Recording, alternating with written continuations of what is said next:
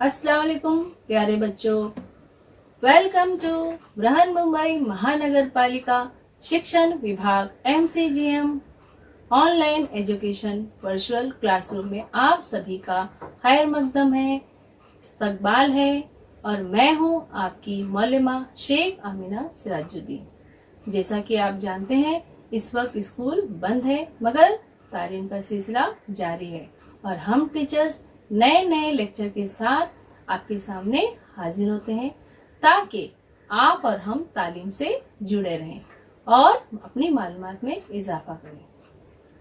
हमें हालात से घबराना नहीं है बल्कि उसका हिम्मत से मुकाबला करना है, हिम्मत रखना है, क्योंकि बाहिम्मत कभी हारा नहीं करते।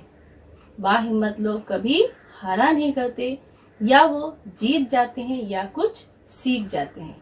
तो चलिए आज के सेशन की शुरुआत करते हैं। आज हम समाजियात ये मजमून पढ़ेंगे। समाजियात में तारीख का मुतालिया करेंगे। सबक है वैदिक तहजीब। बिस्मिल्लाहिर्रहमानिर्रहीम। शुरू अल्लाह का नाम लेकर जो बड़ा मेहरबान निहायत रहम वाला है। प्यारे बच्चों, वेलकम टू बृहन मुंबई महानगर पालिका शिक्षण विभाग MCGM online education virtual classroom में आप सभी का इस्तकबाल है। आज हम समाजियात ये मजमून पढ़ेंगे। जमात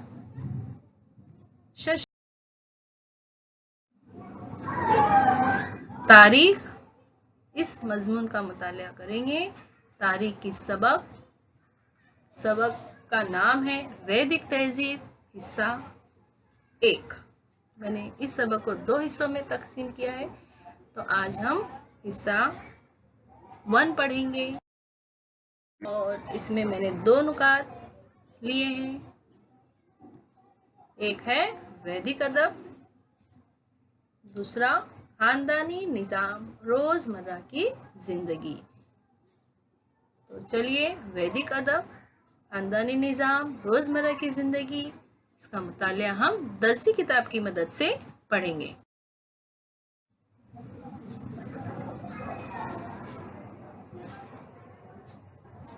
क्या आप जानते हैं कुछ अभंगों का उर्दू में मतलब?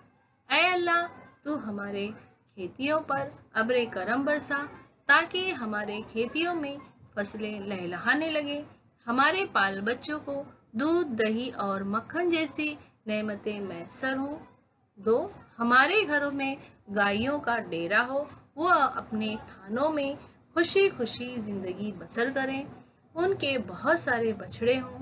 3, ऐ लोगों, नींद से बेदार हो जाओ, सुबह की आमद के साथ ही हर सू रोशनी फैलती जा रही है, सुबह ने सारी दुनिया को बेदार कर दिया है, आओ हम अपने अपने काम में जुट जाएं और रोजी कमाएं। प्यारे बच्चों, अभंग क्या है, मैं इसका मतलब बताती हूँ। अभंग हिंदू भगवान विट्ठल की तारीफ में गाए जाने वाले मजहबी नगमे होते हैं। अभंग में अलिफ का साबिका नफी को जाहिर करता है, जबकि भंग इख्तिताम को कहते हैं। अभंग से मुराद गैर फानी या लाजवाल होता है। एक उसके बरक्स भजन में मन के सफर को कहते हैं। 2, अभंग इज्तिमाई तजुर्बे को जाहिर करते हैं। पंढरपुर की यात्रा के दौरान यात्री उन नगमों को पढ़ते हैं।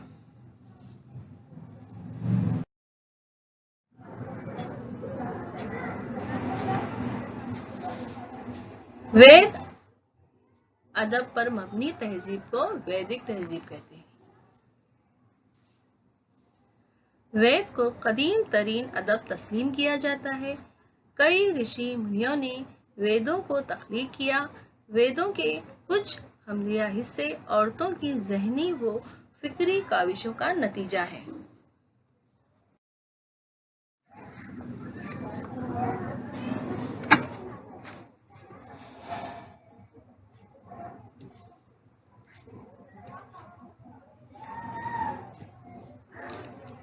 यहाँ वेदों के किताबों के कुछ सफ़े दिए गए हैं। उस वक्त वेद इस तरह से लिखे जाते थे। वेद का सफा है।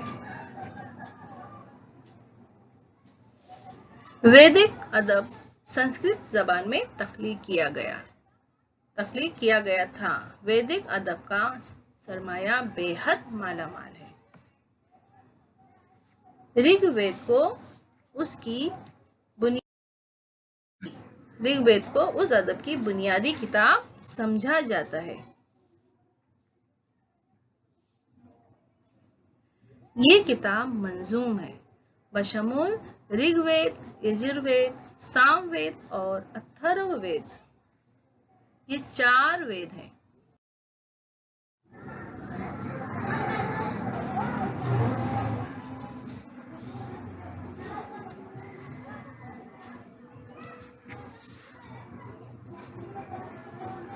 इन चारों वेदों की किताब को संहिता कहते हैं।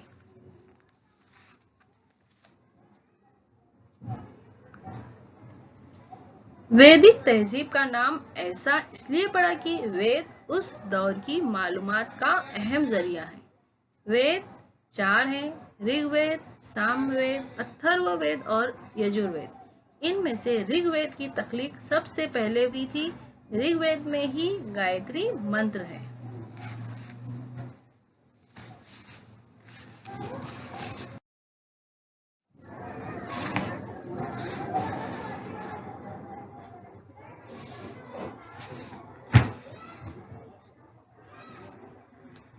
इन चारों वेदों की किताब को संहिता कहते हैं।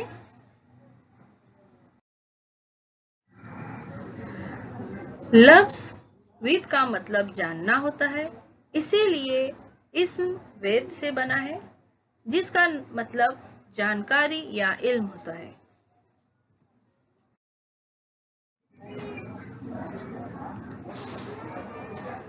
ज़बानी तौर पर याद करके वेदों को महफूज किया गया। वेदों को श्रुति भी कहते हैं।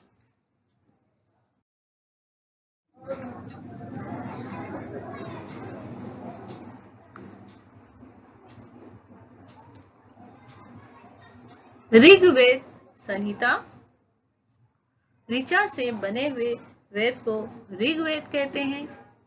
ऋचा तारीफ बयान करने के लिए तख्लीक की गई नज्म। ऋग्वेद इस वेद में 10,000 मंत्रियां मनाजाती गीत है और ये मुकम्मल तौर पर नज्मों पर मुश्तमिल है, जिसमें हिंदुओं के खुदाओं की तारीफ और उसकी बुजुर्गी से मुतालिक गीत जमा किए गए और देवताओं को मुखातिब करके उनसे दुआएं मांगी गईं। और ये बात भी काबिले जिक्र है कि ऋग्वेद तमाम वेदों में सबसे कदीम और पुराना है।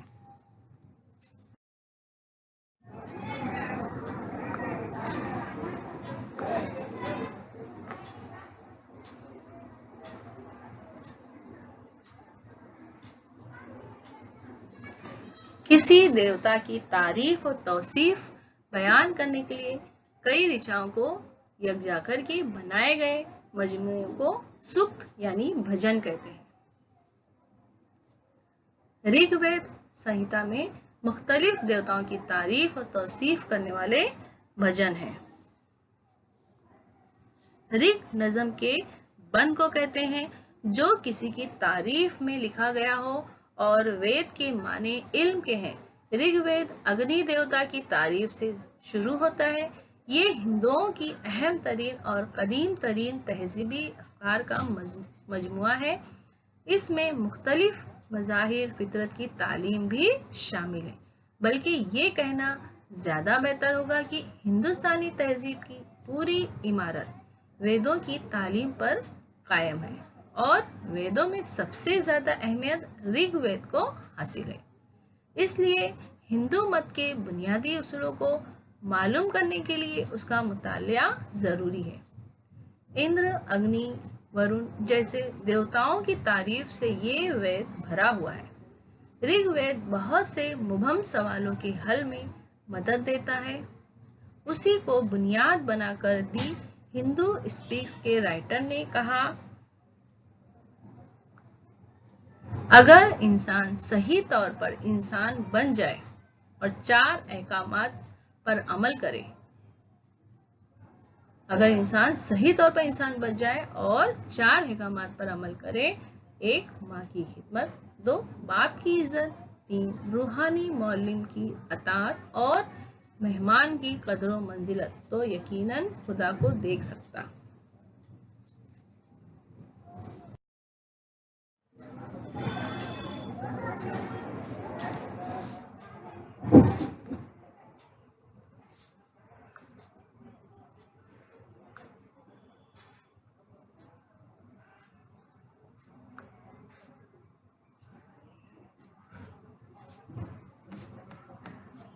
यजुर्वेद संहिता।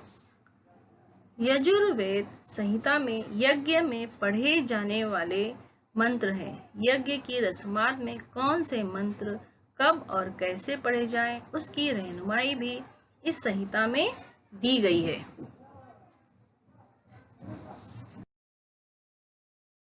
संहिता मंजूम मंत्र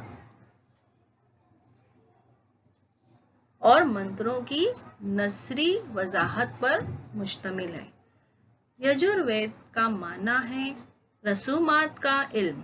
ये ऋग्वेद ही से माखूज है और इसको यज्ञ में गाया जाता है, लेकिन उसकी तरतीब इस तरह है कि वो मुख्तलिफ मजहबी कुर्बानियों के वक्त पढ़ी जाती है और उनमें नज़्मों की तरतीब उन देवताओं के लिहाज से है जिनकी उसमें तारीफ की गई है। मसलन पहला नज़्म अग्नि की तारीफ और उससे मुतालिक बातों पर मुश्तमिल है।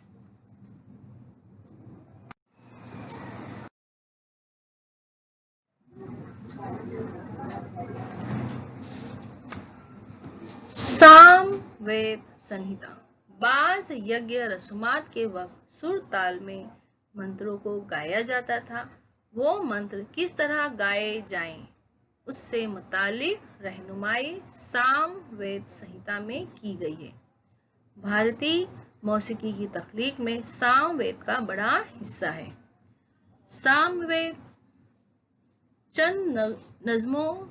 में चंद नज़्मों के जो हिस्से हैं वो ऋग्वेद पर मुश्तमिल है। उसका मकसद ये था कि वो मुकर्ररा रागों में यज्ञ कुर्बानी के मौके पर गाए जाएं, इसलिए उसकी कोई अमली आजाद कीमत नहीं, बल्कि उसको भजनों की किताब भी कहा जा सकता है।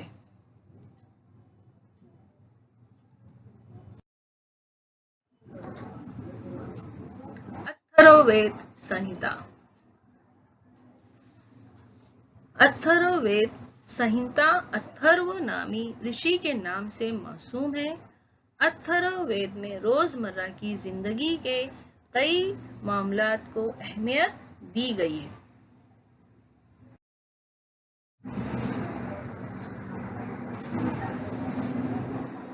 जिंदगी में पेश आने वाले मसाइब व तकालीफ का इलाज भी बयान किया गया है।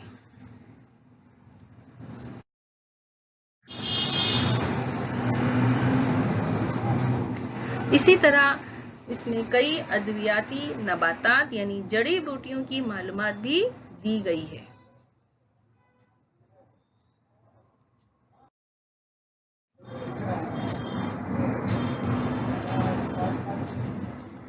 राजा किस तरह हुकूमत करे, उसकी रहनुमाई भी इसमें की गई।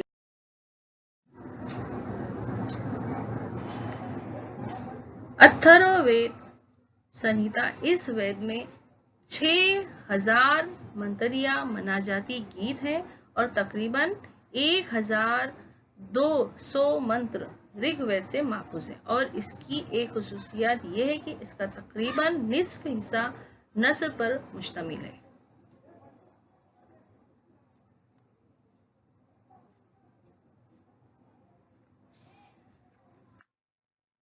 संहिताओं की तख्लीक के बाद ब्राह्मण ग्रंथ, आरण्यक, उपनिषद तख्लीक किए गए, उनका भी वैदिक अदब में शुमार किया जाता है।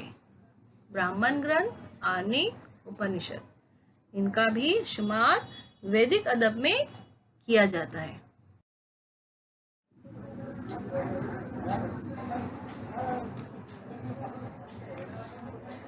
ब्राह्मण ग्रंथ यज्ञ की रसूमात में वेदों के इस्तेमाल से मुतालिक मालूमात फराहम करने वाली किताब को ब्राह्मण ग्रंथ कहते हैं।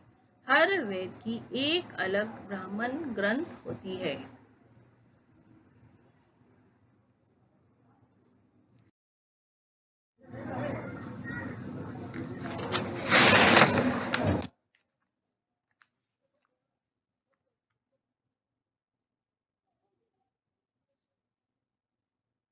आर्निक किसी अरनिया यानी जंगल में जाकर मुकम्मल एकसोई और तवज्जा के साथ किए गए गौर व फिक्र को आर्निक ग्रंथ में पेश किया गया है। इसमें यज्ञ की रस्म अंजाम देते हुए किसी किस्म की गलती सरजद ना हो, इस बात की ताकीद की गई है।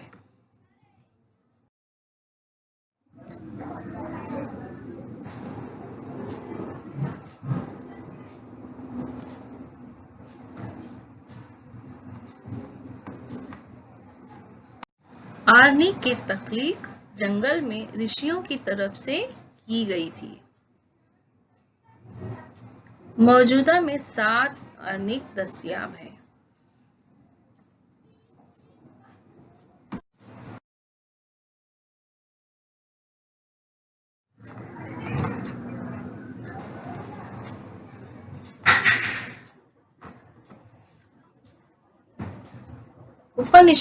उपनिषद के माने गुरु।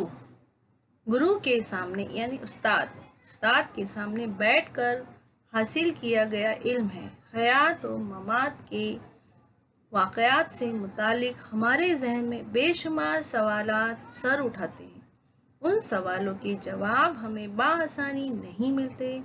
इस तरह के पेचीदा सवालों पर उपनिषद में बहस की गई है।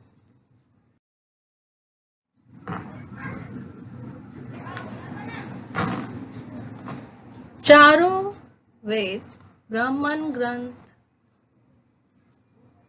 आर्निक, उपनिषद की तख्लीक में तकरीबन 1500 बरस का अरसा लगा। उस अरसे में वेद की ज़बानी की तहजीब में कई तब्दीलियां होती गईं। उन तब्दीलियों और वैदिक ज़माने की अवामी ज़िंदगी का मुताला करने के लिए वैदिक अदब ही अहम ज़रिया है। यानी हमें वैदिक अदब की मालूमात इन्हीं 4 वेदों के ज़रिए ही हमें मालूमात हासिल हो सकती है।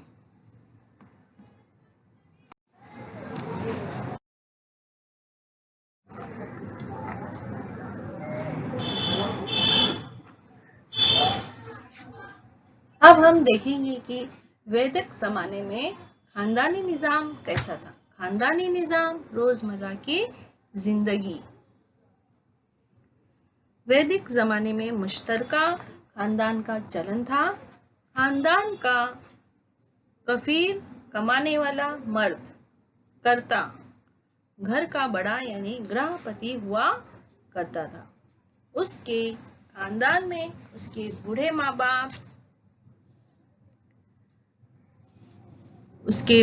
बाप, छोटे भाई बहन और उन भाइयों का खानदान, उसकी बीवी और बच्चे, उन बच्चों का खानदान सभी शामिल हुआ करते थे। उस खानदानी निज़ाम में मर्दाना तसल्लुत हुआ करता था।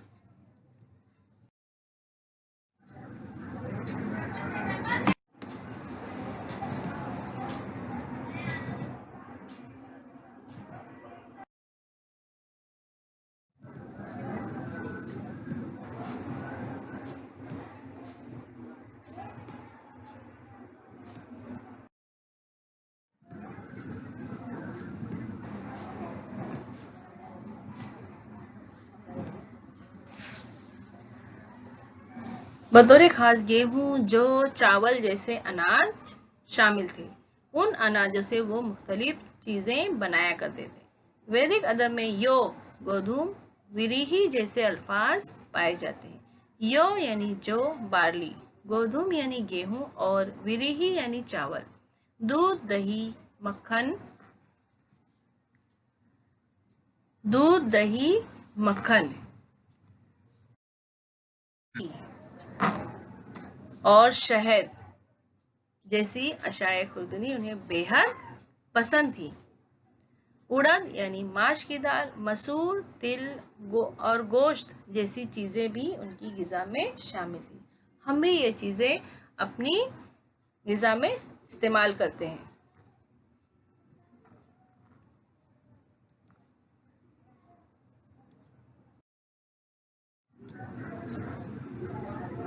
लिबास, वैदिक तहजीब में लोग जो लिबास इस्तेमाल करते थे वो किन चीजों से बने होते थे?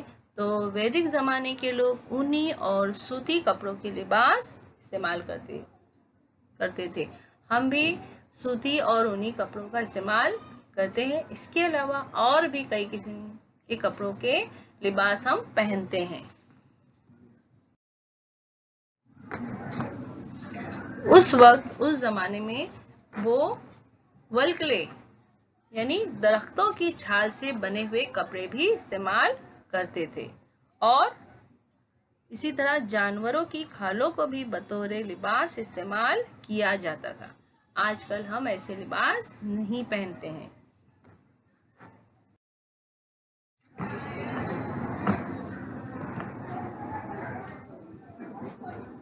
औरतें और मर्द फूलों की मालाएं, तरह तरह के मनकों के हार और सोने के जेवरात इस्तेमाल करते थे।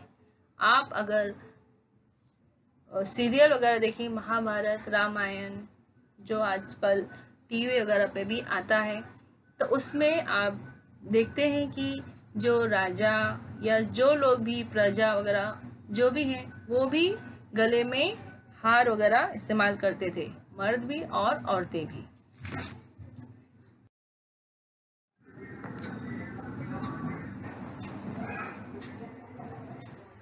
निष्क नामी गले में पहना जाने वाला जेवर बतौर खास मकबूल आम था।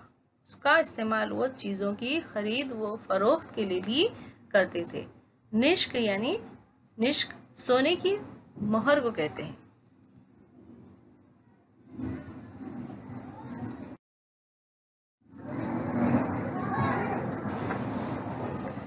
गाना बजाना, रक्स, शतरंज, ये सब क्या है? उनके तफरीह के जराए थे।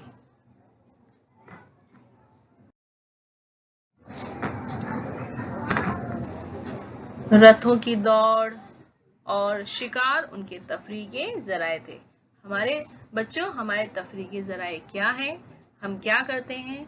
हम अपने तफरीह के लिए खेलते हैं, है ना? आप लोग भी खेलते हो ना? मैदानी खेले, घर में बैठकर खेलने वाले खेल, और फिर हम गेम, आजकल तो वीडियो गेम वगैरह हम खेलते हैं। उसके बाद फिल्में देखते हैं, कहीं घूमने जाते हैं, है ना? इसी तरह इनके वैदिक जमाने के लोगों के तफरीह के जराए क्या थे? गाना बजाना, रक्स, शतरंज, रथों की दौड़ और शिकार।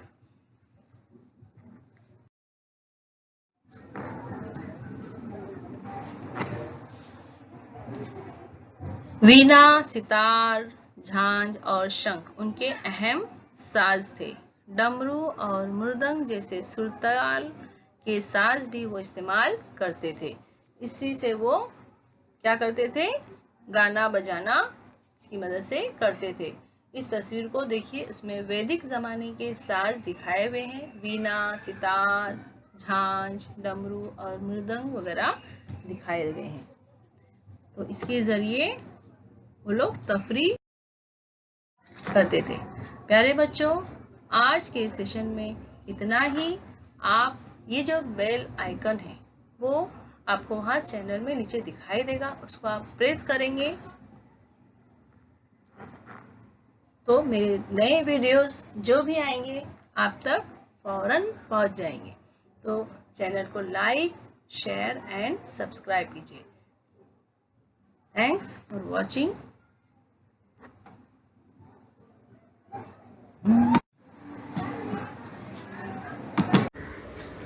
प्यारे बच्चों, अभी हमने वैदिक तहजीब की जो मालूमात हासिल की हैं वो आपके जहन नशीन हो चुकी हैं।